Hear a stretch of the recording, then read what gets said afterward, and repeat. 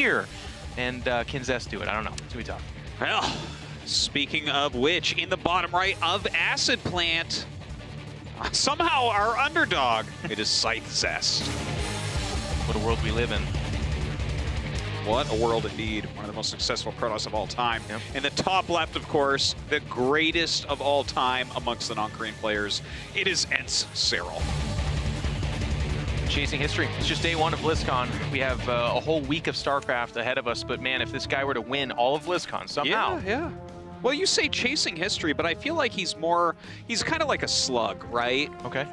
Or maybe a snail, because his defense is so good, and slugs are kind of weak in Not that much regard. they have but going like, for him there, yeah. no, yeah, but everywhere he goes, he leaves a trail of history, right? That's basically what it is. No matter what Serral does at this point, we're just like, there's another thing that the greatest non-Korean player of all time has done. There's another thing that the greatest non-Korean player of all time has ever done. Is that it, though? Is that where the analogy ends? It's just that there's literally slime behind a snail, and he leaves behind history. Well, instead of kryptonite, we need to find the salt. And who is going to have that? The thing is, you shouldn't underestimate Zest, and I know that I've said this about a few players today, and none of it has worked out very well, although the favorites have been crushing reasonably hard.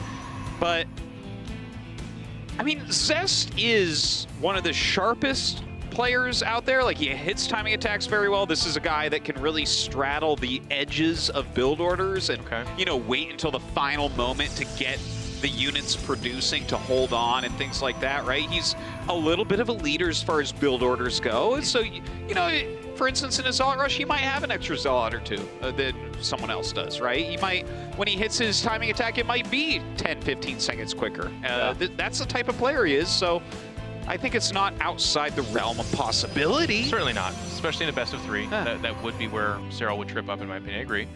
I just think we live in an amazing time of StarCraft, because in the past we've had really, really good players, but the ones that really rise above and become like the guy for a long period of time, I'm thinking of like an Innovation in his heyday, or even in the non-Korean scene, we've had some guys like Inertio when he was red hot, where it's like you do not get a free game against them. They don't try something wild and it gets mis-executed like that SOS Anna Rush, and you're just like, wow, that was a gimme. I mean, anybody could be, anybody who's just like very good could hold that off. But against a Serral, against a Maru right now, you have to beat them.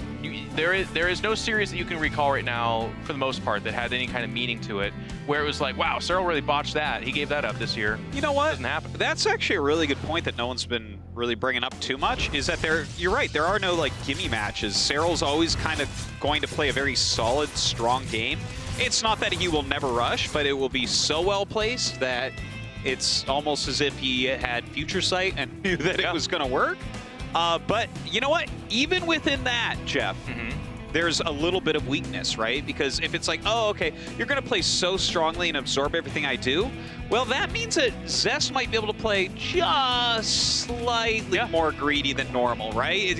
He's not playing against Dark, who 35% of the time is going to all in. He's playing against Serral, who only does that 10%. And that would be the way to do it. And I think back to Rotterdam's words in particular, where he was talking about SOS, where I feel like that was what was on display. It's not that SOS cannot beat Serral, it's that he feels his best chance would be to take some of these wilder risks. And of course, what we saw is not going to happen every single time, and I do feel like that was mostly SOS not executing, as opposed to Serral just being that good. Obviously, it's some mixture of the two, but I do feel like the stronger factor there was SOS mis-executing. So it is in the realm of possibility for Zest, and if we can kind of get inside the game here, it's looking like we're setting up for a kind of a classic Archon drop opening. It's going to try and control some of that pace, which I'm going to allow my own bias to come in, and then you can, and you, the viewer, you, Artosis, can shoot it down. I am a little bit locked onto this. I think of Lambo to start off the day, where it's like, going into this match, you are the underdog. This is Zest's worst matchup. He's facing a player that's arguably the best player in the world. Yes, he's non-Korean, but put that aside for a second. He's just so darn good. And you want to do Archon drop, a style that's been around for the longest, and it's mostly about dictating pace, and you want to just outplay him there? Yeah, no, I see what you're saying, but Zest has his own little version of Archon drop that he's doing here, and this is something that he has used to great effect in the past, where it's Archon drop plus charge. So he puts on a little bit more pressure with this. If you are preparing only for the Archon drop, the Zealots really will catch you off guard. But I imagine Serral has prepared for this, because if you watch a lot of Zest games, it's definitely something that over the past year, he's mixed in to a fault. Yep. Well, there's that roach speed started up, and you're right. It's going to be 6 gateways or so, at least, behind. And that's quite the production. Now, these You think that High Templar's gonna?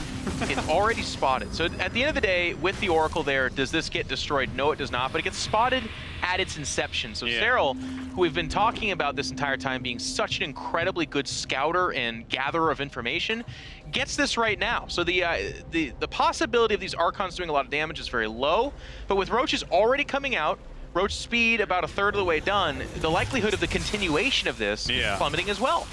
Yeah, he's definitely got to get into Immortals from here. And I love Spire, by the way. Yeah, I was going to ask you about this because I'm a big fan of throwing down the Spire whenever possible in CVP. Tell us some about this. Well, it's such a fork in the road. Obviously, we know that mutas are very controversial in the sense that they don't always do that much damage, but I don't think you even go mutas here. But to Dan's point, the threat of mutas changes what you can do as a Protoss. Like, you all of a sudden need to keep your Archons alive. You probably have to make some cannons. It's a little bit of a misgap there by Serral. He's going to lose some timing on those drones. But let's talk about the Corruptors, which we've seen more out of Serral. That can actually be a threat to buildings, so you all of a sudden have to make like a Stalker count number. Archons alone won't push them off.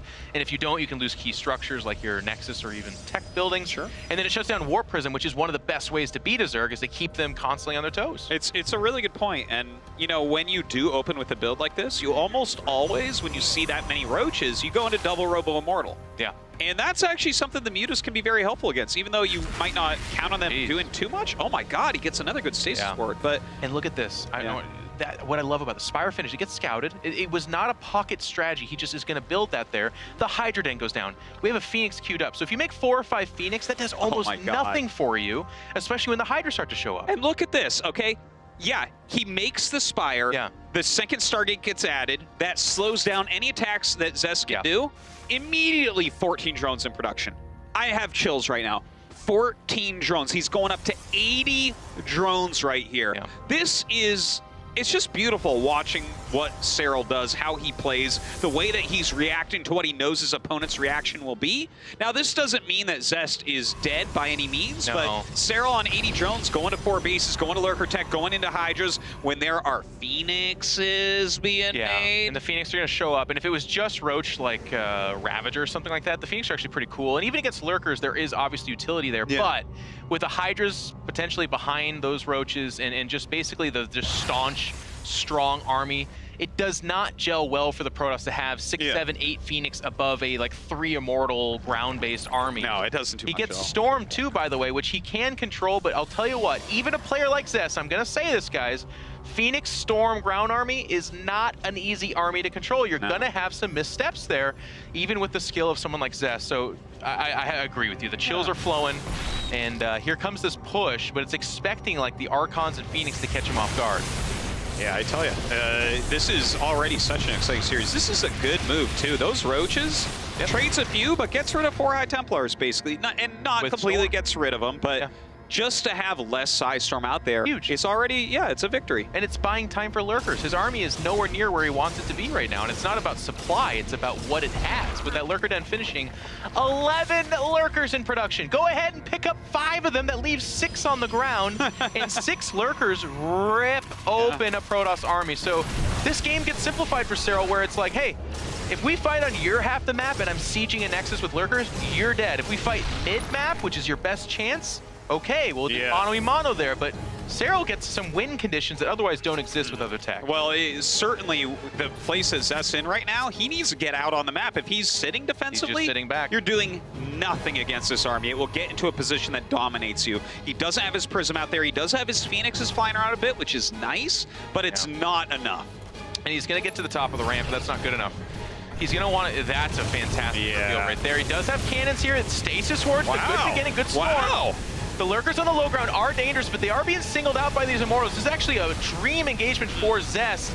And even so, it's a little bit problematic. The Phoenix are now going to show up over here. The Hydra count is getting a little bit lower, so Serral does have to be careful. Ooh! And pulling back all those Immortals, yeah, they don't have shields, so they're not good for much longer here. Actually, if he fights with, he's going to lose quite a bit. I was just about to say, if he can pull them back, he survives all of them, but he loses just about everybody. Oh my gosh, that started so well for Zest as well. I hope that he can hold on here because I like what he's doing with the fleet beacon. But 60 supply in advantage of Serral, and it's just, I think it's a question of those lurkers being so strong in that position. He's going to flank over here, but it's not synergizing too terribly well with the top, and there it is. It's going to be enough. They weathered the storms, but look at the supply difference. It's essentially a double army supply advantage for Serral. Yeah. And he's going to pick off a couple of stray units, but at the end of the day, the game is not over, and Zest has the tools. He's getting a mothership up here, Arthos. Yeah, I mean, the mothership is nice. I think he wanted to go into carriers, but I'm looking at this situation, and the amount of Archons and High Templars he lost on the 3 base economy, just now going to 4, he can't really replace that army. No. And again, the Phoenix are basically dead weight up there for him if they even are still around. He's actually going to load up with some drop overlords, and that's again going to be a bit of an issue. Behind this, Serral is taking a 5th base. It's not saturated, it's only just now beginning, so I do want to point this out. If somehow Serral loses his army, we get a dream engagement from Zest, the table can flip. Zest is not completely out of this. I'm saying this with my caster raised eyebrow, like, if a miracle happens here, but it's not very likely. Well, he's sending some Zealots around. He's trying to block this drop as well. He saw it at least, so that's definitely very useful. The Zealots going up towards that 3rd base-ish position, but Serral's got enough units heading back that it shouldn't be an issue. Yeah, that's the thing. You have to be like walking out on creep halfway through this attack. If this just showed up, that'd be fantastic, but it does get scouted, so it will be put down without too much effort. Now, there were Zealots sent in here, but just Zealots, and more Zealots being warped in. And these Hydras are packing a punch. The Zealots evaporate, and now you've got an army inside your main. There's lurkers sieging up at the 4th. There's nothing there except for some Immortals, and you're losing fights on both sides. I do like the ferried-in Templar that's going to weather this down a little bit, but I still fear that you're losing a 4th, you're losing tech in your main, and you're losing the fight. It's not good for Zest here. Yeah, Zest, he's never really had any presence in this game, unfortunately. Like, Serral has done everything immaculately. We haven't seen the Warp Prism really out there. We've seen Zealots try to run out a couple times. It hasn't really worked. And now the fact that Serral's getting into his 2nd Spire, his Greater Spire, he's getting Lurker burrow speed. Like, I mean, beautiful. You're watching as close to Zerg perfection as we've ever seen. Gets way ahead. He knows that the Protoss on 3 bases. He knows that they've exchanged back and forth, and some tech damage was done inside the main. But he says, look, I'm on 5 bases. My upgrades, my tech is going to start kicking in here. I'm going to put this game into the 100% category. Double Spire as the finisher. No matter what Zest makes off his depleted now 3 bases, it can be handled. And that's just a place of certainty that is so nice to see Serral take it. If he keeps fighting, he doesn't saturate, a couple of cheeky DTs, some storms, and all of a sudden the game gets a little bit more perilous. But the longer this game goes from this point, yeah, okay, Zest can max out, but that'll be it. Like you said, there's no replacing it. No. If he had been on 4 bases this entire time, like, you know what? We really have ourselves a game right now.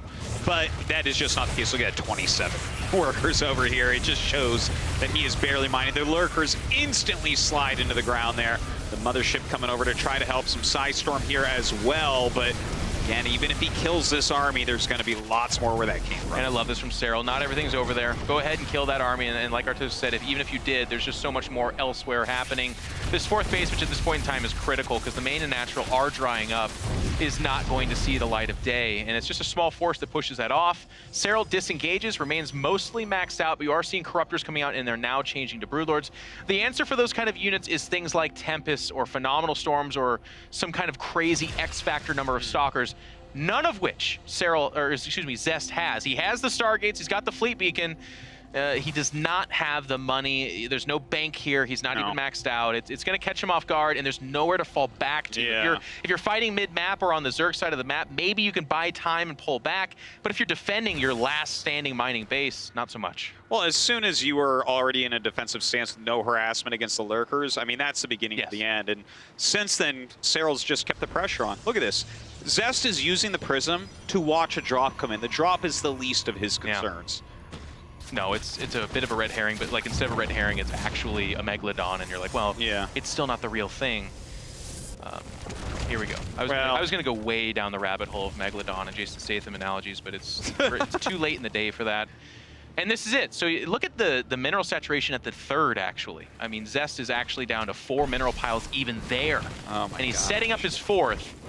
But Serral says, look, man, you can hang out in my game for as long as you want, but I'm actually here to end this thing. I don't even want to play on Sunday. I just want to think about next weekend. And look, Zest has a great army composition, but this army composition was better around 9-10 minutes. We're at 15. There's Broodlords hitting him. The 4th base going to be killed off for the 4th time. All right. Serral is reaching for the waistband of the underpants of Zest, and he is hauling him over towards the toilet as this 3rd base is about to die. The 4th base hung on, I would say, by the skin of its teeth, but it's more like the skin of your femur bone as he clubs you over the head with that as well. And Zest is going to push him off here for a second with a couple of Tempests, but it's well, finally a counterattack coming out. I mean, yeah, if this is a counterattack, then like when I jaywalk, that's a federal crime, I suppose. Hydra's flanking over here. The mothership's just trying to usher in lurkers instantly burrowing. The army is about to melt down as it steps in to engage the lurkers. If that wasn't enough, here come the Broodlords. They're going to put this down as well. And Zest is just kind of like trying to buy some time. It's going to join up with some Zealots and Stalkers, but where's the rest of the army, you're asking yourself? Well, that's about it. There's some Tempests. Yeah. Well, I mean, the Tempests are pushing some things back. He's finally been on the map. He's finally tried to do something here. But Serral just with this dominating presence, never losing an inch on the map. He's got a bank. He's got 2,000 minerals, 2,000 gas. Man. But he's pushing right here. Zest has to fight. This is his last base. The mothership goes down. The Archons holding like they can, but they won't do it. The army is doubled here for Serral, and the Finnish Zerg takes the first game in dominant fashion. Okay, you know, Zest tried to get into what is for him a pretty standard macro game, but one thing, you know, we talked a lot about things that Zest is good at, but specifically what he's a bit weaker at is the late game. And we kind of saw that there where he was floundering after the lurker attack. He needs to have already taken control by that point if he is to take out Serral. And I want to limelight the point you just made at the tail end of that, because to be fair, I don't think that's a good look at Zest's late game. Like he was getting beaten up the entire time, and yes, he inched us across the line of that is technically the late game, but he never had a 2 full saturated bases at the end that he's mining off of. It was always, I feel like the tipping point was the siege of those lurkers, and we were kind of commentating that and talking about how it wasn't that bad for Zest, but you made a brilliant point. You talked about the resources lost in holding on there greatly favored Serral, who's behind that freely expanding, freely mining, and it was Zest who lost all his Templar, a lot of his Immortals. We saw that beautiful moment where he had like 4 on just a little bit of health, and had he pulled back to some shield badge or something, that would have been so cool, but he stepped forward and boom, the AoE damage said, no, that cute move you did, it's erased in 2 seconds. Absolutely. These small things really pile up. Let's not forget the 4 high Templars, who had to waste storms onto roaches and then have to turn into Archons. It's like, I mean, the Archon's a good unit. It's not what you want in this situation. No. You want those 4 Templar to get up to 2 storms each, and you're never wanting to storm roaches, and if you are, you want them to be getting hit by Immortals and Archons as well to finish them off. Everything going wrong there. Well, hey, Serral looking pretty good today. We talk a lot of hype about this guy, but he's so far delivering. And needing your support to hopefully make this a series. In the top right-hand side, one of the most handsome gamers there ever have been. It's the Blue Protoss Zest.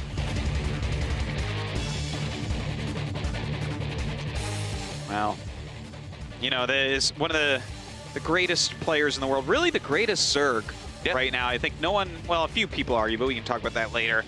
From Finland, it is Serral. Of course, a member of ENCE. But I think at this point, you know, and he's kind of showing it here today as well, just with his strength. You know, I think there's 3 Zergs that people argue are the best in the world, right? So Dark thinks that Dark is the best Zerg in the world. Some people think that Rogue is the best Zerg in the world, but most people are kind of behind the Serral is the best Zerg in the world hype train. And you can kind of see why, where we're just standing here watching, we're like, well, guys, this is how theoretically you do it, and he can do what you're supposed to theoretically do, so that's pretty good. Yeah, it's interesting. They each have their own style. I think Rogue obviously comes the closest to a Serral-like style, but it almost, in my opinion, this is going to sound weird, but it almost lacks confidence. It's kind of like he, in some games, is not sure that he wants to be that decisive. Yeah. And I think back to him versus Maru again, where there's a couple of games where he really could have sealed the deal, but just didn't quite get there. And then Dark is a hard pick because he's so talented, so amazing, but he takes bigger risks. So he'll be the better player that can lose to a worse player, which makes him hard in this kind of BlizzCon setting. But we're hyped up on Serral. It's been a long time. Dan and I have been attending BlizzCons. I mean, you've been commentating them since 2008. What, is it 8? 10 is your years. first one? 10 years. I've been sleeping on floors and sneaking into them since then, and they've been paying me only the last few years. But we've never had a forum. We had Idra face against Yellow at one. We had Rhett take on Nada, but those were even not full tournaments. They were like little series. And by Idra beat Yellow, but that was even like a retired Yellow. Yeah. And then in the years most recent, in StarCraft 2, we've had some good showings, but nobody we've talked about is possibly winning. Not like Serral. Well, you just look at the way that he plays the game, right? And let's compare him to the previous most dominant Zerg Rogue. He won a bunch of tournaments right before Maru kind of took over the crown of Korea. But like Serral's play looks better than Rogue's play did last year at BlizzCon. And it's especially funny, and I saw it again in that first Zest game, right? He was going for the Archon drop, he was getting charged. He was ready to put on pressure if there was going to be a hole. He flies up, he sees the roaches, he says, I've seen this before sometimes. It doesn't work versus, I'm going to pull back and play normal. Now, this is the big difference between Serral and a lot of Zergs, I think, where, like, sometimes, whatever Zerg Zest plays or whoever plays, sometimes they have that many roaches when his build is coming. Yeah. And then he's like, okay, it won't work. But not every time. With Serral, it's like every time he has just enough that you either cancel your attack or you go in and you fail. Right. And that's where everyone's kind of falling apart because they're like, what do I do if he's countered everything perfectly? I feel like you have to outplay him. And it's really fun because, again, it's very reminiscent of the Brood War days where some of the best players, I'm thinking of your I Love Ooze, Nada in his highlight, of course Flash is almost not even fair to talk about right now because it still looks like nobody can beat him. Yeah. But in their heyday, yeah, there were some crazy builds that could take a win off of them. We've had some crazy series where the upset did happen, but for the most part, 97% of the time, to beat them, you had to outplay them. That's why they became Bonjuas or these consistent players that just kept winning. And in StarCraft 2, we haven't really had that. We've had streaks of players being very consistent, but Serral has done it beginning to end this year. And then we're like, okay, but when he faces Koreans, GSL versus the world, he still did it there. But BlizzCon's the final statement. If Serral trips up here and loses, I think we'll always have that question of, is it possible? Yeah. But if he does it, that's a full year of consistent winning against everybody he faced, everything. Except for only a couple players. Yeah. It'd be amazing.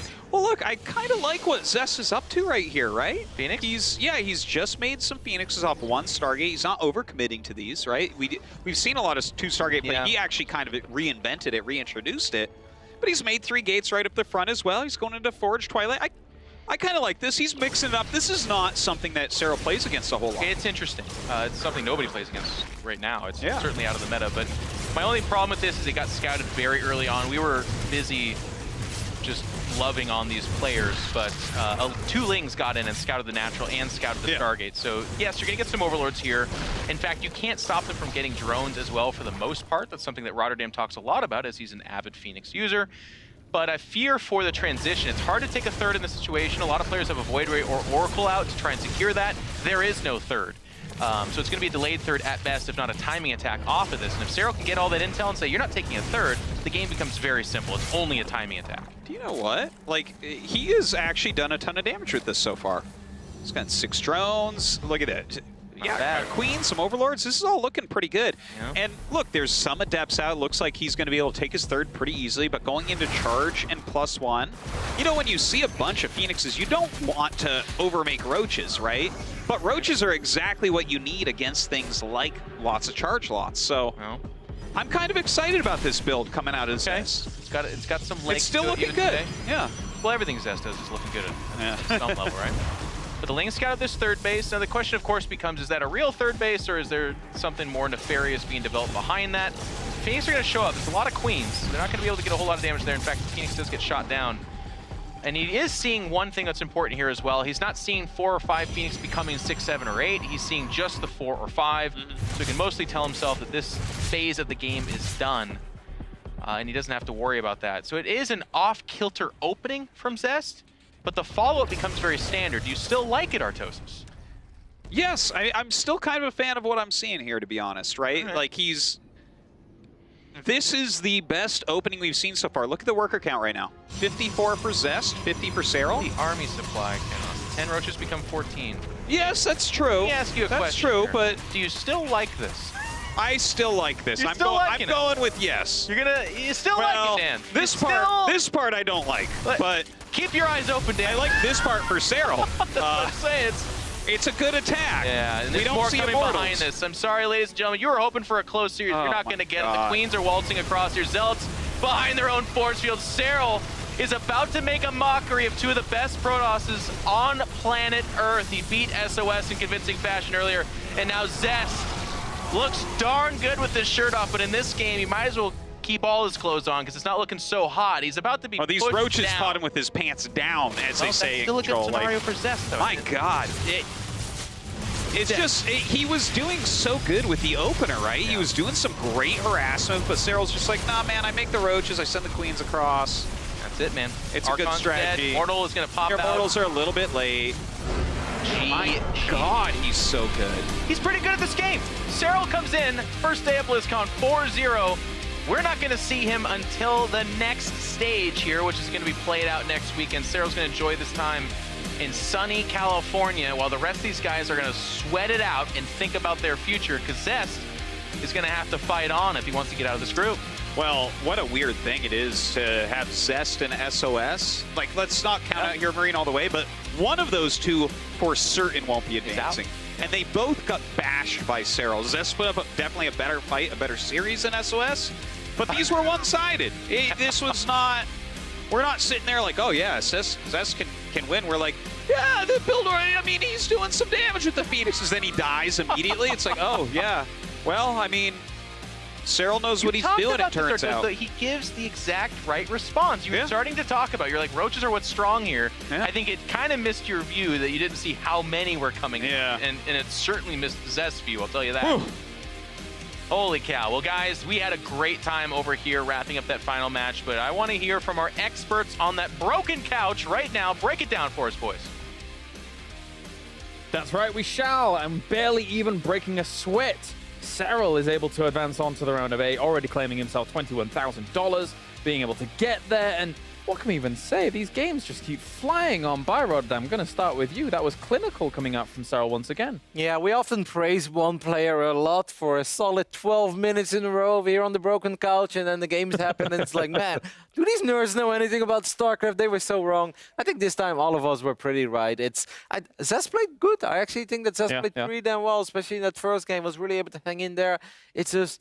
playing good is not enough to beat Serral. You need to play out of your mind, freakishly amazing goods, and somehow get the job done. I thought it was a good series, but Serral is just showing us how freaking good he is. I think Zest in game 1, like we saw well he was doing, if he had hit that mid-game timing that I was talking about, maybe he would have been able to do well, but he just kind of sat back and went into the later stages of the game, which that was a terrible idea. That's like if you fight a wrestler and you shoot for a double leg and then you go on the ground. It's like, what are you doing? You know, don't do that. So in this case, went to the late game and just wasn't able to do well there once there was too many lurkers. Don't know what Todd just said. You watch wrestling. You should know. A double leg? Why don't you show us, Todd? We've got a lot of things. The camera pans back. Bring control out. But obviously, like, it's very astute what Todd's saying in the fact that Serral in that first game looked nigh on untouchable when you get to the late game. It was scary. We'd almost kind of dismissed the game at that point because it was every single angle being tortured almost with Zest. It was crazy. In game 1, if you looked at the mini-map, it looked like Zest was in a garbage compactor. Like, he was getting more and more smushed in, right? And then eventually it was GG and a little tiny Zest cube came out. I mean, I don't know how else to describe it. It was just, there was more and more room running out. And it's just like, okay, game's over. That's my analysis, guys. All right, I had the wrestler comparison. You had the garbage compactor. Yeah. Roddy needs to Roddy, can you? No, I cannot possibly ever top that. Clown Fiesta. No, that was... I can't top that. All right, well, we can talk about it in a few moments' time again. Before we do, though, let's head over to Serral, who's advancing to the round of 8. Thank you, guys. Congratulations, Sarah, on making to the next round. Well, let's jump into the games directly. In game 2, Zest was slightly ahead. What goes through your mind in this case? Yeah, the Phoenixes got me by a bit of a surprise. I didn't expect him to have 5 Phoenixes at that time point, so I lost a bit too many drones. And actually, I wasn't planning to do this all in, but just because I didn't like my spot too much, and also he made Phoenixes, and the rush distance wasn't that big, so I just decided to actually pull all in that game. But you look so comfortable at every part of the game. So is there any part where you feel less comfortable? Not really. I mean, I'm pretty confident in all points of the game. I would say, I don't know. Yeah, and no weak point. Not any specific weak point I would point out. Like, is there any point that you really want to improve in your play, or are you perfect?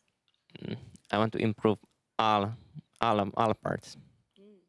Okay, so and the community expects a lot from you in this tournament. Like Serral is the best player, and do you feel pressure, or does this affect you somehow? Not really. I never really cared too much about people's opinion. Obviously, I would say it helps me more than it actually affects me negatively. I just kind of read all the positive feedback, not really the negative. So yeah. Okay, that's great, and I'm sure a lot of fans are cheering for you. So do you have any last words for them? Yeah, I want to thank all my fans for the support, like always. I think they're a big part and has helped me a lot to become what I have become. So thanks to all of them. Well, thank you so much, and congratulations again. And that's why it was the last match of the day. And James, back to you. Thank you very much, Hutchison. And overall, yeah, just good to hear from Serral once again, moving on into the round of 8. And to be fair, today, he kind of made it look easy moving into that round of 8. Yeah, I mean, he did. We're still waiting to see what the kryptonite is for the Superman. Is there actually kryptonite? Did we just write in a superhero for this year and there's no way to stop him?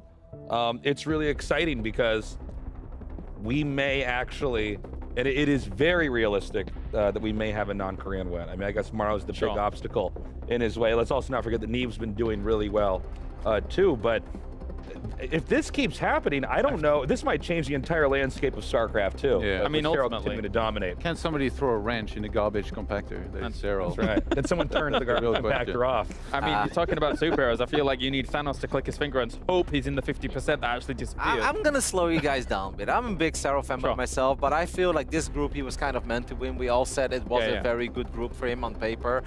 He hasn't topped Maro yet. He hasn't defeated. I mean, obviously he beat Dark the other tournament. He is always the world, but I'd still think a Dark at the global finals. That's gonna be one hell of a match. I personally rate Classic and Stats both a little bit tougher than the two Protosses he was able to defeat today. Don't get me wrong, absolutely fantastic start, and it's nice that our foreign hope is showing up this strong. But let's not get too carried away yet, because he didn't just 3-0 Maru or something, you know? Like, we're there, and he's taking the right steps that he was supposed to take, but so far he's doing what was expected. Let's see what the bracket phase will bring. What do you think about looking at how Zest kind of came out of this series? Obviously, it wasn't exactly the easiest series for him. He's going to be falling down into the decider match later on that will be played on Sunday, of course. What do you think about his prospects overall in this group, considering that you've still got people like SOS in this group? Yeah, I think he did all right. Like, I mean, Serral is just so insanely good right now that we can't look at the last series and be like, oh yeah, no, Zest is not going to do well this tournament. He'll only have one match to win, which will be either against either Hero Marine or SOS. I think that's very doable for him. Yeah. You know, in a lot of ways, now that Serral's out of this group becomes a lot more interesting. You know, now we can really, we've eliminated, not eliminated, the best players gotten out. So now, with the remaining players that we have, it's kind of cool to really speculate there for this moment and say, okay, who actually does come out? It's like easy to say that because we just played some matches in Group A and B, which were the groups of Maru and Serral, but right now, like, it's never happened before the global finals, but I'm just already picturing the Maru versus Serral finals, the tasteless GG at the end, and like it feels like there's gonna need to be something special that's gonna have to happen to prevent that, and that's gonna be in the likes of guys like Rogue, Dark, and all these guys to somehow bring